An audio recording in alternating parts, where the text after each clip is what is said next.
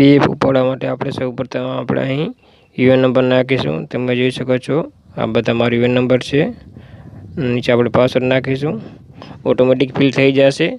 ત્યારબાદ એક આપણા મોબાઈલમાં ઓટીપી આવશે, તે આપણે અહીં ફિલઅપ કરશું. ત્યારબાદ આપણી આઈડી ખુલી જશે.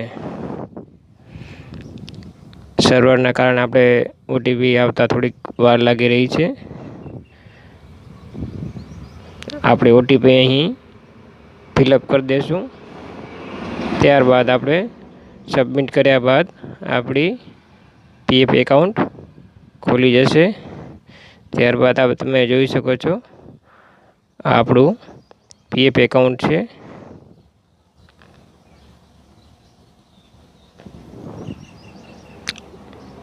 આપણે 3 ડોટમાંથી ક્લિક કરીશું. ત્યારબાદ સેવાઓમાં